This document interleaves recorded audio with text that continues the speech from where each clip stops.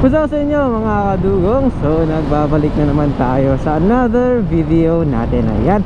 So for today's video, ayan, kasama natin si Senpai Dao. Ayan. So kasama naman natin siya sa another ride. Ayan. So for today's video mga kadugong, samahan nyo ako. Punta tayo ng Urdaneta ngayon. And may mga bibigay akong ibang tips na nalaman ko kay Senpai Dao Moto. Ayan. So explain ko mamaya kung ano yung mga tips na yan. So balik tayo mamaya. Usap lang kami ni Senpai Dao. Boy! 1 bar gas ko. Putang ina yan. Sabi sa'yo loose eh. So muntik na nahulog tong GoPro. Buti na lang nasa loko.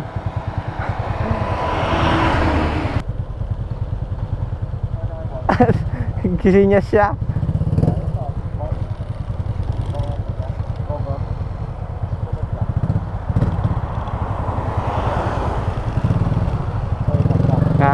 Okay.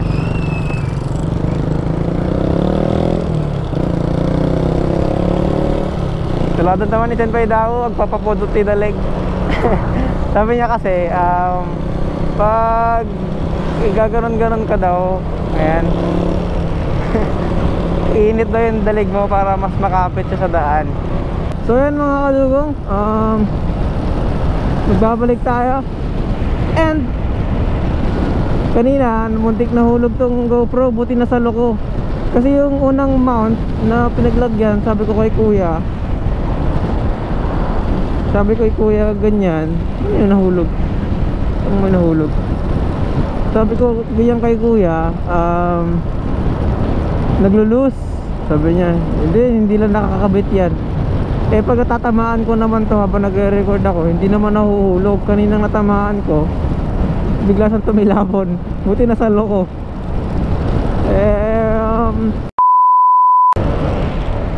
So yan mga kadugong, so nagbabalik na naman tayo. Ayan, nakapagpagas na tayo. And kanina muntik na hulog yung GoPro, buti na lang nasa loko. Ayan, nagulat pa ako doon. Kasi sabi ko kay kuya kanina, naglulus na yun. Parang naglulus, sabi niya, hindi lang nakakabit yan ng maayos. Kinabit kami ng maayos. Tapos lumabas na kami, ganyan. Tapos sa tapik ko, nasagi ko ng konti, biglang lumuwag, bug, hulog. Kaya ako ngayon check ko to, baka mahulog ka na naman. So ayan mga kadugong, nagbabalik tayo. And punta na tayo sa ating main topic ngayon. Ayan. So isingit ko lang, tapos na kaming pumunta dun sa computer parts dun. Wala naman daw silang computer parts dun, for laptop. For PC lang yata yung gamit, meron sila. Kaya punta tayo ng Urdaneta ngayon para maghanap ng PC, laptop parts. Laptop parts ang hahanapin natin ngayon mga kadugong. Kasi yung laptop sa bahay is talagang napakababa na. Hindi na niya kaya halos hindi na nga niya kaya maglagay ng 100 photos ata eh. Lalo na ngayon, kailangan yan online class. Lalo na si mama. Hindi naman kami pwedeng sabay-sabay sa PC, kaya papagawa din namin ibang laptop. Yung girlfriend din ni Kuya Daryl, ayan, nangangailangan din ng laptop, kaya papayos ni Kuya para magamit. So ayan mga kadugong, back to topic tayo. Ayan. So back tayo sa topic. Ano ba yung topic natin? Bibigyan ko kayo ng tips para makaiwas sa disgrasya sa pagmumotor. Ayan. So itong tip na to is nakuha ko rin kay Senpai Dao sa pinapanood ko sa kanya, yung mga vlogs niya na tips niya about pagka-disgrasya. Hindi ko alam kung meron na siyang upload about dito, pero feeling ko wala. Kasi every upload niya nagbibigay siya ng tip sa pagmumotor. Ayan. So unang tip na may papayo natin sa isa't isa. Ayan. So unang tip na may papayo ko sa inyo, ayan, hindi ako expert mga kadugong, based on experience lang ito, na tip, baka sakaling may matutunan kayo. Ayan. So ang unang tip is distance. Parang sa COVID lang yan, social distancing para makaiwas ka sa pag-claim ng sakit na to. Ayan. Ganon din sa pagmumotor. Ayan, distancing para makaiwas ka rin sa disgrasya. Ayan. Napakalaking tulong ng distancing sa pagmumotor. Why? Kasi pag yung nasa harap mo nag-emergency brake yan, tapos ikaw na unconscious sa daan, hindi ka conscious sa nangyayari sa'yo sa harapan mo, madadali ka dyan. Ayan. Kasi ako, based on my experience, na-experience ko na yan sa distancing. Ayan. Dati ang kulit-kulit ko kay Kuya Daryl, lagi akong tumututok sa kanya kahit nakahinto. Pag umatras si Kuya Daryl, natatamaan niya itong harap ng Aerox, natatamaan niya yung likod ng Aerox. So hindi ko kasing tumututok sa kanya. Pero natutunan ko rin yun nung nadisgrasya kami. Ayan. Bakit? Kasi nung nadisgrasya kami sa mali ko, napakatutok ko. Tutok na tutok ako sa nasa harapan ko. Ang ginawa ko, nakatutok akong ganyan. Tapos sa disgrasya yung nasa harapan ko, ayun, damay ako. Damay ako, bakit? Bakit hindi mo pinreno agad? The Brian Ray Malyari. Hindi ko pinreno agad kasi nagsa-sightseeing ako, maganda yung view. Ayan, isa rin yun. Focus on the road. Ayan, mamaya natin pag-usapan yung focus mo sa road. So, kwento ko na yung nangyari. Ayan, nagsa-sightseeing ako, biglang dumulas yung gulong nung nasa harapan ko. Ayan, hindi ako nakapag-preno agad kasi nga halos 1 meter, 2 meters lang yung layo namin. Yung 2 meters at 1 meter sa pagmotor, masyado nang mahaba yan, ay masyado nang maiklian. Hindi mo na masasabing mahaba yan. Siguro ganito, example ko sa inyo yung lapit ko sa kanya. Ganito, lapit ko tayo ng konti kay Senpai Dao. Ayan, ganito, ganyan kalapit kay Senpai Dao. Ganito, ganyan kalapit kay Senpai Dao yung nangyari sa amin. Yun, natumba yun nasa harapan ko. Hindi ako nakapagpreno agad, sumabay ako. Boom! Nasagasaan ko yun nasa harapan. Tumba rin ako, semplang din ako. Kaya based on experience, ayan, huwag kang tututok. Huwag kang tututok, no matter what. Kasi bakit? Isa lang yan, makakaroon ka ng gas-gas. Depende rin sa impact mo. Pwede ka rin mamatay. Saka depende yan kung nasa, kasi kami nasa off-road kami. Eh paano pag sa highway nangyari yun, tapos truck pa yung nasa likod mo, pisa ka. Pakita ko sa inyo may yung gas-gas na Aerox, mga kadugang, patuloy ko na natumpo talaga kami. So, pangalawang tip, ayan. Pangalawang tip sa pag-iwas, ayan. So, iwasan natin yung nadidistract tayo sa mga infrastructure sa gilid natin, sa mga nangyayari sa gilid-gilid natin. Always mag-focus ka sa dinadaanan mo. Always focus na kung ano nangyayari, parang ganyan. Always focus ka sa nangyayari. May mga umu-overtake, may mga kumakaliwa kanan, ayan. O tingnan nyo lagi yung placer ng nasa harapan ninyo, lalo na pag nagpreno yan. So ito, hindi ko to mag-gets tong dalawang to, pero overtake na lang tayo sa kanila. So ayan, always tingnan nyo kung saan pupunta yung nasa harapan ninyo. And kung mag-overtake kayo mga kadugong, always kayo tumingin sa mga side mirrors nyo. Kasi minsan umu-overtake ka, may nauna na pala kung overtake sa'yo. Pwede ka niyang mabangga, pwede ka niyang masagi. Ayan. Saka most of all, huwag kayong ka-counterflow. Huwag nyo sasalubungin, lalo na pag malapit na. Huwag talaga. Kahapon may na-disgrasya dun sa amin, nag-counterflow siya. Yung nasa harapan niya, hindi naman niya in-expect na gano'n kabilis yung umu-overtake. Salpok, patay yata eh. Kaya ingat tayo mga kadugong. Sa buhay, hindi natin alam mangyayari sa atin. Kung oras na natin. Kung hindi pa, makasalamat ka. Kaya ingat-ingat din tayo minsan. Think big pag nagbumotor. Think big. Sabi nga ni Senpai Dao, think big.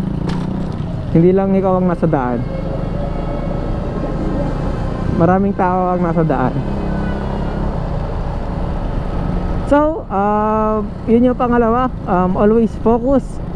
Paano ka pa mag-focus? Ayan, tulad ko, ako nagsasalita ako, pero paano ako nakakapag-focus sa daan?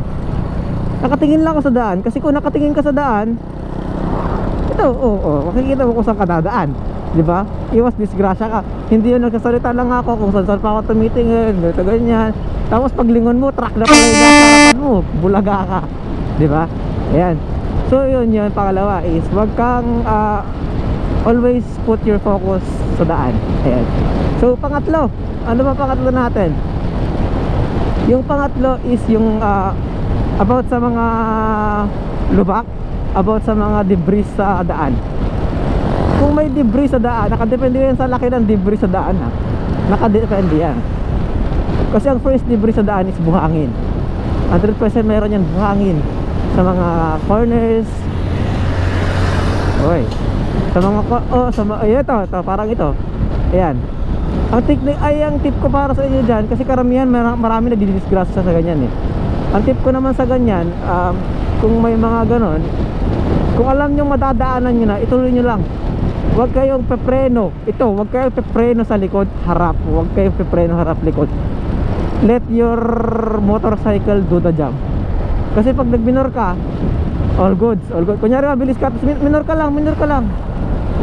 Dadaan yung motor mo dyan. Pero once na pinreno mo, harap or likod, either ano man dyan, pwedeng madulas yung likod mo at ma-out of balance ka. Tapos next, pag sa harap naman, pwede naman kumapit yung preno mo, pero hindi kakapit yung gulong mo. Pwede kang maiwan. Mauuna ka sa motor mo. Yun yung pwedeng mangyari sa'yo. Ayan. Pangatlo is wag kang magre-revolusyon.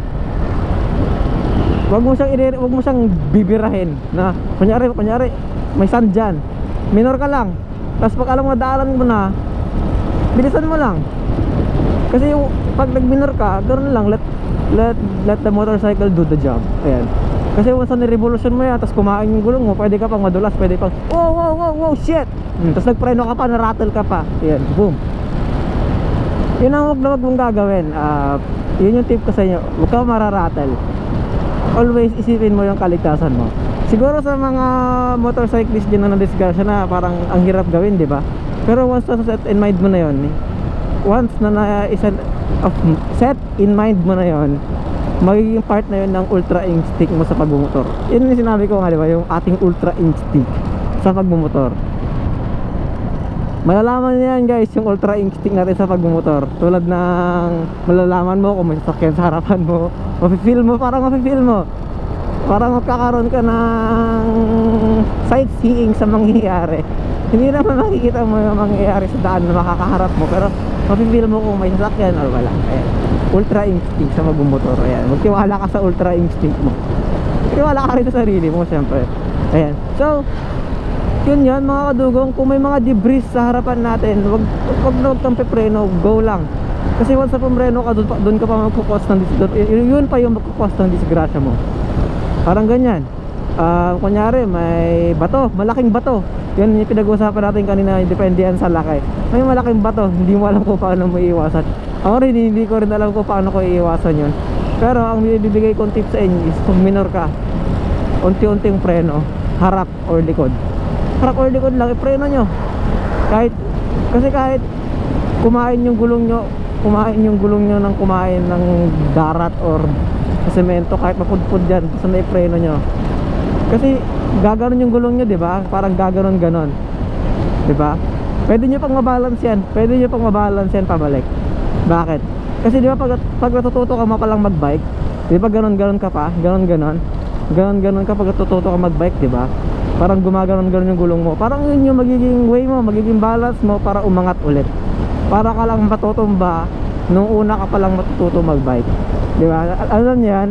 Diba pag nagbabike ka, tututo ka, gumaganon-ganon yung gulong mo. Pero nung natuto ka magbike, diba, nag-straight. Parang ganon. Pag alam mong may matatamaan kang debris, pwede mong iiwas. Tapos pag once na nag-wiggle yung gulong mo, kontrolin mo lang. Huwag mo tutumba yung sarili mo. Kontrolin mo hanggang tumayo ka ulit. Si Senpai daw, marami na siyang moment na gano'n sa akin, nasakay niya ako, na nag-wiggle yung gulong niya, pero may control pa rin nila. Si Eman, yan, yung ano pa, si Zakchu, ayan. Ilang beses na nag-wiggle yung gulong yan, pero kinontrol lang niya. Ayan, nasa sayo pa rin kasi yan kung gusto mong matumba o hindi. So yun yung pangatlo na ba yun? Hindi ko alam. Ito ako niya. Pangapat is yung sa overspeeding natin yan.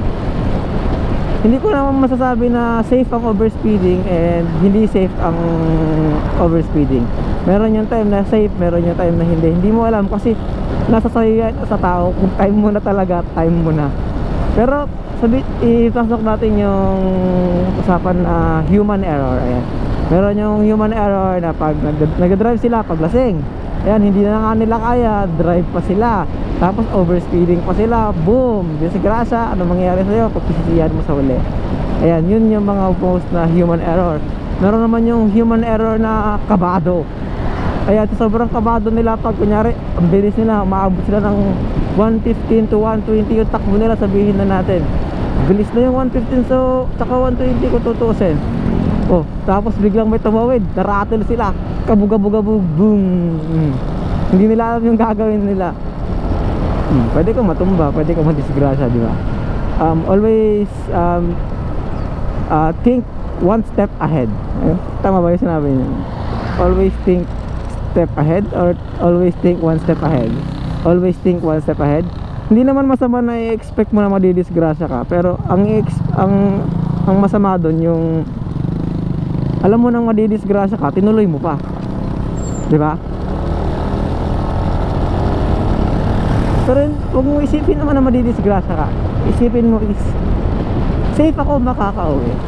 Kasi pag inisip mong safe ako makakauwi, safe ka magmotor. Dahan-dahan lang, chill ride lang tayo, ganyan. Ito mga sinasabi ko sa inyo based on experience to. Hindi to na-experience ng iba. May na-experience na to ng iba, pero based on experience lang. Kaya kung sabihin nyo parang hindi naman nakabase sa inyo, hindi talaga nakabase sa inyo yan. Nakabase sa akin yan. Yung mga pinagsasabi ko is na-experience ko na rin lahat. Lalo na sa debris, lalo na sa distancing, lalo na sa overspeeding. Ngayon, muntik, malapit na, marami na kaming muntikan.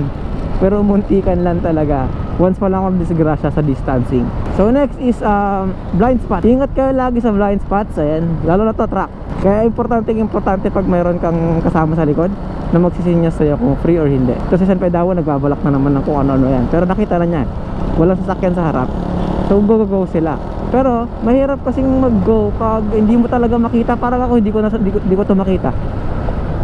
So sisingkit na lang tayo maya-maya. O tignan mo, blind spot talaga yun kanina. Hindi namin makita. Tapos overtake ka, tapos confident ka na wala. Tapos bigla kang may makakasalubong.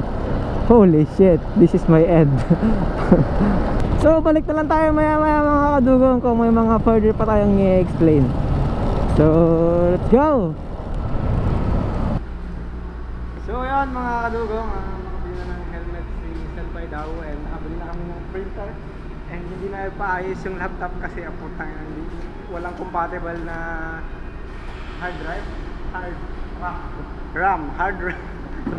Walang available na RAM, kaya hindi kami nakapagpaayos. So nakabili na rin kami ng printer, nakabili na kami ng bagong helmet sa Senpai Daw. Gagamitin niya ngayon, and hindi namin alam kung paano namin ilalagay lahat yan. Bahala na. So Spider baka naman. Spider na naman. Ayan, yung helmet ko Spider na naman. Oh. So Spider baka naman. Senpai Daw mo to. Ayan. So kasama niya ang kanyang XR125. Ay, yan. So ito gamit ko rin itong Aerox, si Clouds. So niligpit lang kami mga kadugong. Panoorin nyo naman.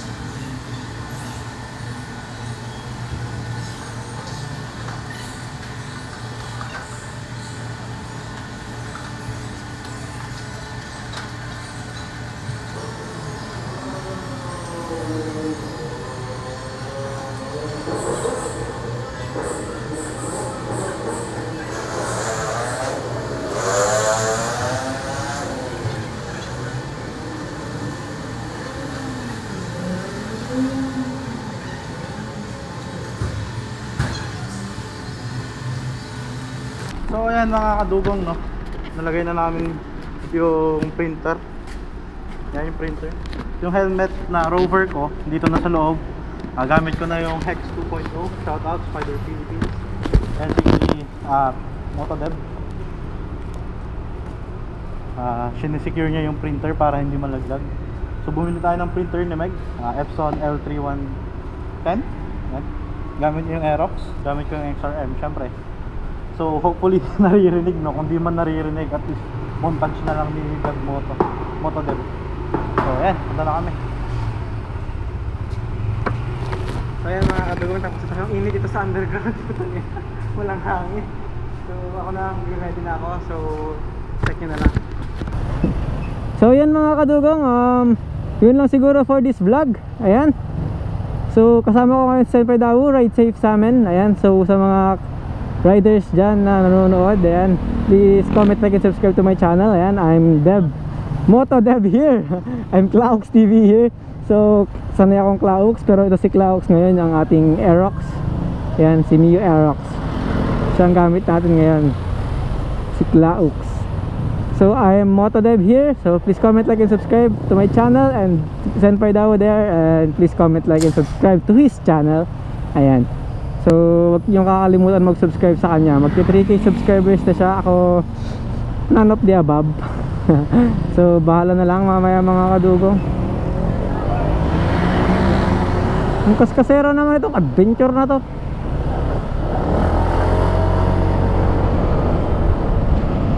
So kita-kits na lang tayo mamaya mga kadugong.